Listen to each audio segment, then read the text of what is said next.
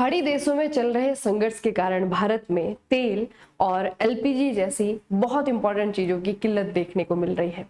तो आज के सेशन में जानते हैं क्या है ये खाड़ी देश, कहाँ पर है, क्या इनका जियोग्राफी है। हेलो एवरीवन, आप सभी का स्वागत है एक बार फिर से make it easy online platform पे और स्टार्ट करते हैं आज का अपना टॉपिक। तो टॉपिक है खाड़ी देश, गल्फ कंट्रीज।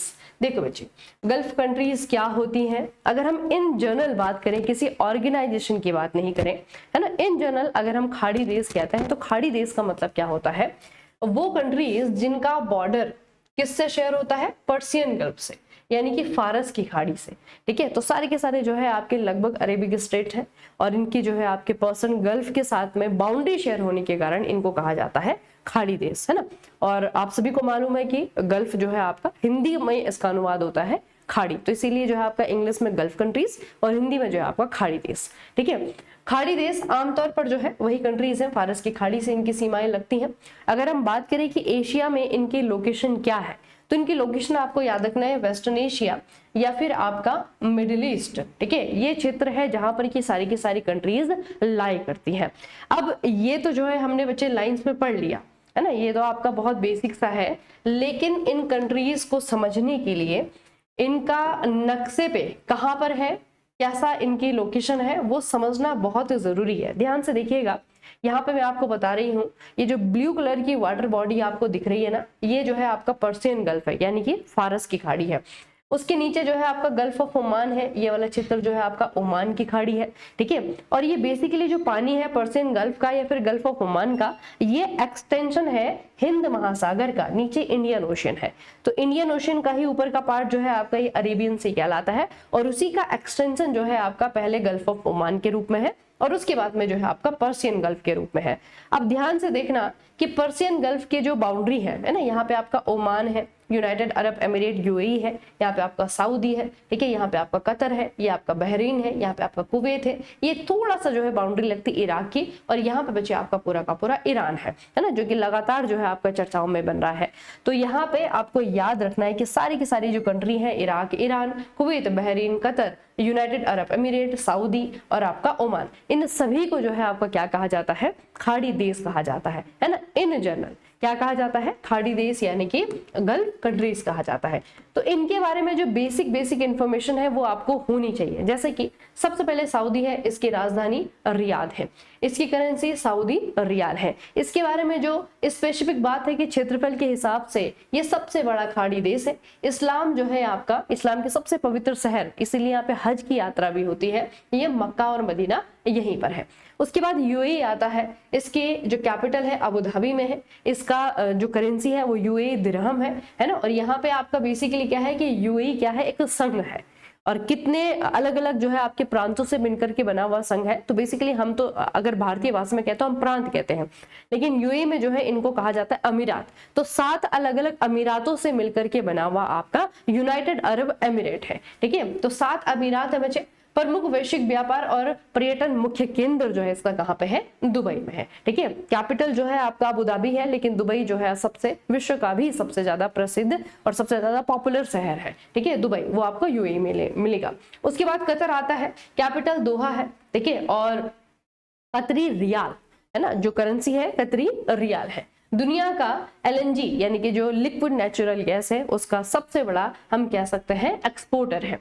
उसके बाद में कुवैत आता है बच्चे, कुवैत सिटी इसकी कैपिटल है और यहाँ पे है आपका कुवैती दिनार। कुवैती दिनार की अगर हम बात करें तो दुनिया की सबसे ज्यादा वैल्यूएबल करेंसी है किसी भी कंट्री की, है ना। सबसे ज्यादा जो महंगी करेंसी, सबसे ज्यादा जो वैल्यूएबल करेंसी है वो है आपका कुवैती दिनार। उसके बाद में जो है आपका ओमान की बात करते हैं, कैपिटल मस्कट में है। ओमानी रियाल यहाँ की करेंसी है और यहाँ पे अगर हम बात करें तो सबसे पुराना स्वतंत्र अरब राज्य है ना। सबसे अगर कंपेयर किया जाए तो सबसे पुराना जो है आपका अरब राज्य है। और उसके अलावा जो हॉर्मुज स्ट्रेट है उस पर जो है इसका बचे आपका कुछ स्पेसिफिक आंशिक कह सकते हैं, है ना, कुछ जो है आपका कंट्रोल इसका भी है। उसके बाद बहरीन आता है, इसकी कैपिटल जो है आपकी मनामा में है। ठीक है, बहरीनी दिनार यहाँ पे जो है करेंसी इस्तेमाल होती है।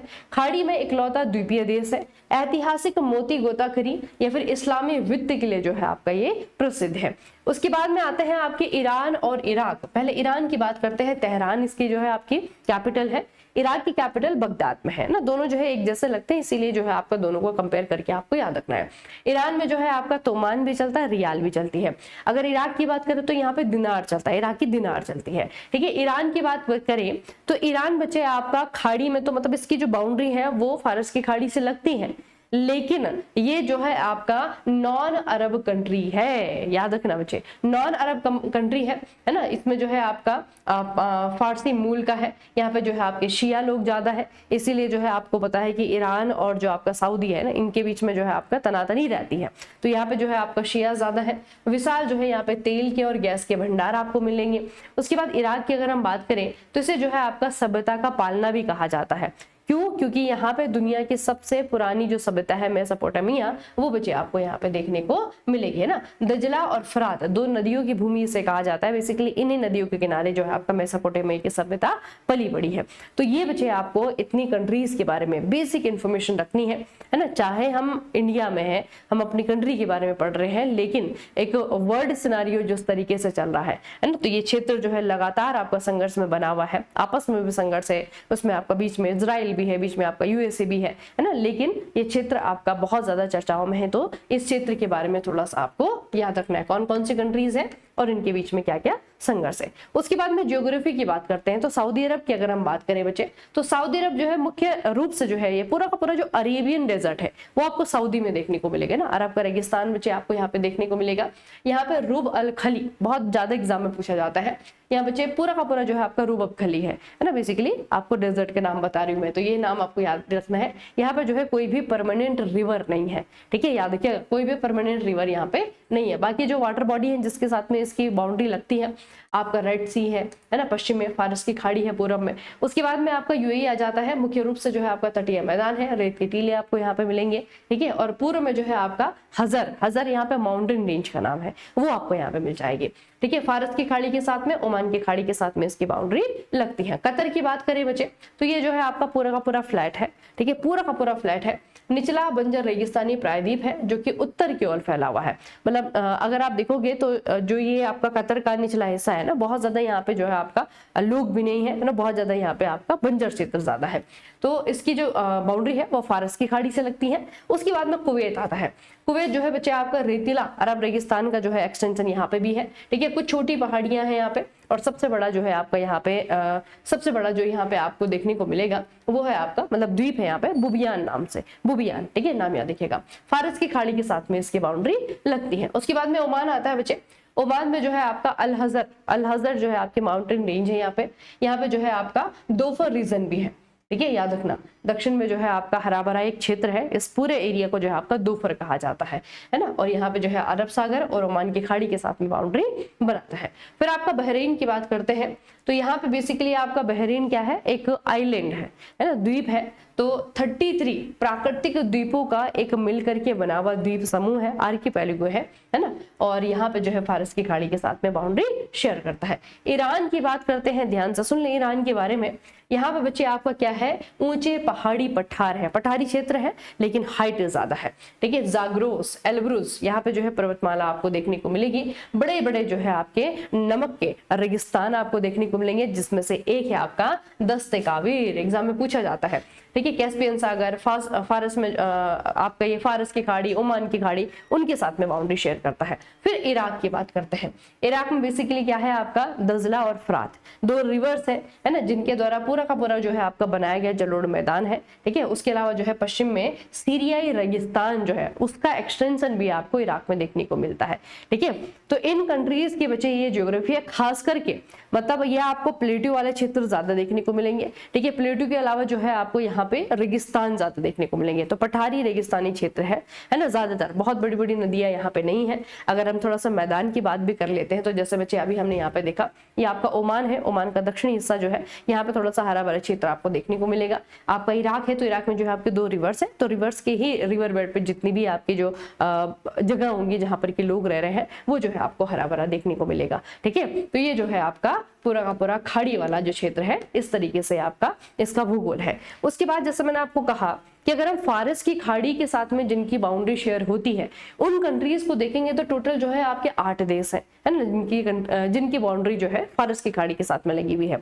लेकिन एक कॉर्पोरेशन है जिसे जीसीसी कहा जाता है, ऑफिशियल बात करते हैं आप, ठीक है। ऑफिशियली जो है आपका गल्फ कॉर्पोरेशन काउंसिल है, इसे जो है खाड़ी सहयोग परिषद कहा जाता है। लेकिन इसमें 8 कंट्री नहीं है, इसमें 2 देश नहीं है बच्चे। अभी तक जो टेबल मैंने आपको 2 कंट्रीज बताई, इराक और ईरान, वो इस काउंसिल का हिस्सा नहीं है, याद रखिएगा।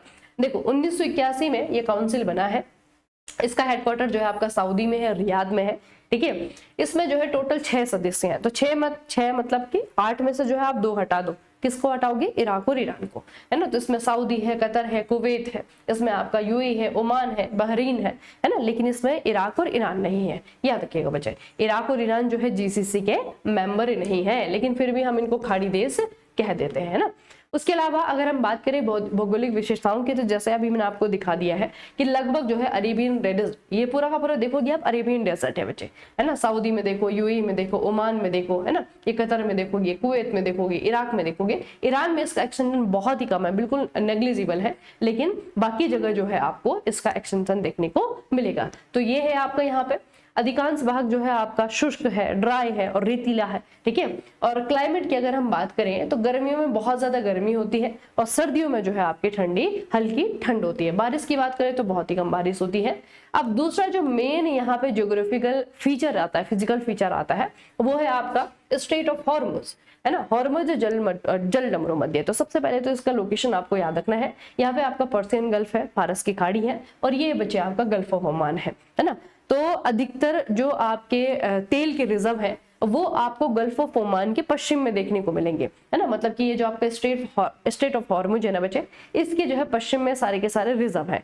तो अगर तेल किसी को खरीदना है तो ऑब्वियसली बात है कि तेल यहाँ से खरीदा जाएगा और फिर जो है उसे यहाँ को भेजा जाएगा, है ना। तो तेल को अगर हमें खरीदना है तो स्ट्रेट ऑफ हॉर्मुज को जो है आपका पार करना पड़ेगा, ठीक है। तो स्ट्रेट ऑफ हॉर्मुज की जो लोकेशन है वो आपको याद रखनी है कि पर्सियन गल्फ और आपका जो गल्फ ऑफ ओमान है, ओमान की खाड़ी और जो फारस की खाड़ी, इन दोनों को जो है आपका ज्वाइंट करने वाला जो रास्ता है उसे फारस की खाड़ी कहा जाता है। फारस की खाड़ी ओमान की खाड़ी अरब सागर से जोड़ता है। दुनिया का लगभग 20 to 30% जो तेल है वो इसी रास्ते से होकर के जाता है, समुद्री रास्ते से होकर के जाता है, जिसके लिए स्ट्रेट ऑफ हॉर्मुज का खुला होना बहुत जरूरी है, ठीक है। याद रखिएगा। अब यहाँ पे देखो बच्चे, इस क्षेत्र की अगर हम बात करें तो पूरा का पूरा जो क्षेत्र है इसकी जो इकोनॉमी है वो ऑयल बेस्ड इकोनॉमी है ना। ऑयल बेस्ड इकोनॉमी है। अगर आप देखोगे यहाँ पे जितने भी आपको ये ग्रीन कलर के डॉट डॉट दिख रहे हैं, आपको रेड कलर के डॉट डॉट दिख रहे हैं, तो बेसिकली जो ग्रीन कलर के डॉट डॉट आपको दिख रहे हैं सारे के सारे नेचुरल गैस के फील्ड है ना। ये सारे जो है आपके नेचुरल गैस के फील्ड है। यहाँ पे देखो, यहाँ से लेकर के यहाँ तक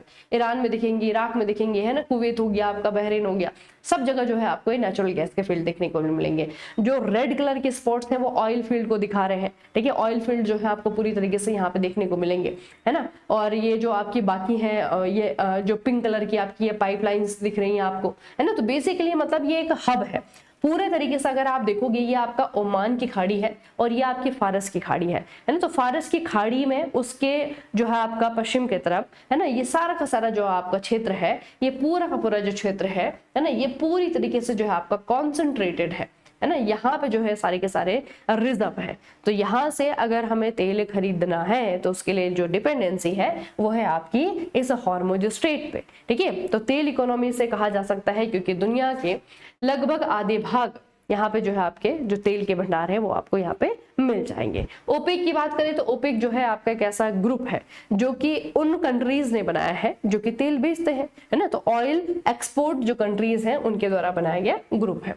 उसके अलावा बच्चे अगर हम बात करें कि अब जो ये कंट्रीज हैं, जैसे कि हम देख रहे हैं यूएई को देख रहे हैं, तो वो अभी क्या कर रहा है कि तेल से अपनी इकोनॉमी को शिफ्ट कर रहा है। सऊदी को हम देख रहे हैं तो तेल से अपनी इकोनॉमी को शिफ्ट कर रहा है, क्योंकि ये जो रिजर्व है ये जो है आपका ऊर्जा का वो वाला स्रोत है जो कि बहुत लंबे समय तक नहीं रहने वाला है ना। आने वाले समय में कभी ना कभी जो है आपके खत्म हो जाएंगे।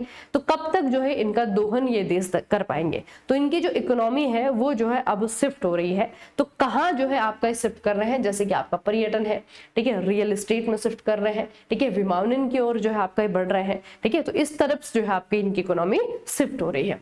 उसके बाद बच्चे अगर हम इंडिया की बात करते हैं, है ना, इंडिया के साथ में जो इनकी संबंध है, स्ट्रैटेजी के इकोनॉमिक टाइज है, सबसे पहले जो है आपका ऊर्जा सुरक्षा है। आपको पता है कि भारत अपने कच्चे तेल के लिए, प्राकृतिक गैस के लिए जो है आपका बहुत बड़ा हिस्सा, या फिर हमारा जो एक तरीके से डिपेंडेंसी है वो इन कंट्रीज पे है। उसके बाद रेमिटेंस की अगर हम बात करें, बहुत सारे जो है आपके इंडियन यूथ ऐसे हैं, बहुत सारे इंडियन लोग ऐसे हैं जो कि इन देशों में जाते हैं काम करने के लिए। तो जब वो इन देशों में काम करते हैं तो वैसी बात है कि पैसा जो है वो वापस घर भेजते हैं। उस वाले धन को, उस वाले पैसे को जो है आपका क्या कहा जाता है, प्रेषण यानी कि रेमिटेंस कहा जाता है। तो भारत का जो रेमिटेंस के लिए सबसे बड़ा सोर्स है वो है आपका ये खाड़ी देश, है ना। इन देशों में बच्चे, हमारे बच्चे जो है काम कर रहे हैं, जहां से कि लगातार पैसा वो घर भेजते हैं, ठीक है। उसके बाद बच्चे आपका व्यापार भागीदार की बात करें तो यहाँ पे जो है, चाहे आप सऊदी की बात करें, यूएई की बात करें, तो मतलब ऐसे कंट्रीज हैं जिनके साथ में हमारा ट्रेड भी बहुत अच्छा खासा होता है, ठीक है। तो सऊदी हो गया, आपका यूएई हो गया, इनके साथ में हमारी बहुत अच्छी भागीदारियां हैं। इसीलिए जो है आपका ट्रेड पार्टनर के रूप में भी ये कंट्रीज जो है इंडिया के साथ में टाइज रखती हैं, ठीक है। तो ये बच्चे आपको खाड़ी देशों के बारे में, इनके ज्योग्राफी के बारे में, इनके सिग्निफिकेंस के बारे में चीजें पता होनी चाहिए, क्योंकि ये ऐसा टॉपिक है, बर्निंग टॉपिक है। तो कुछ भी जो है आपको यहाँ से पूछा जा सकता है, करंट में पूछा जाएगा, स्टैटिक पॉइंट ऑफ व्यू से पूछा जाएगा, है ना। तो जैसे मैंने आपको कैपिटल बताई है, करेंसी बताई है, वो याद रखिएगा, और हर देश के बारे में कुछ ना कुछ विशेष बात आपको बताई है तो वो भी आपको याद रखनी है, ठीक है। चलिए, उसके अलावा बच्चे आप करंट अफेयर से रिलेटेड या फिर आपका स्ट्रैटेजी के से रिलेटेड चीजों को कवर करना चाहते हो तो लाइव प्रैक्टिस क्रैश कोर्स जो है आपके लिए चलाया जा रहा है, ठीक है, जो कि आपको मिलेगा make it easy mechanical. Mobile application है, डाउनलोड अगर नहीं किया है अभी तक तो डाउनलोड जरूर कर लीजिएगा, बहुत सारे ऑप्शन आपको और भी मिलेंगे, ठीक है। चलिए फिर आज का सेशन हम यहीं पर समाप्त करते हैं, मिलेंगे आपको नेक्स्ट सेशन में। तब तक के लिए बढ़ते रहिए, अपना खूब सारा ख्याल रखिएगा। आप सभी का बहुत बहुत धन्यवाद।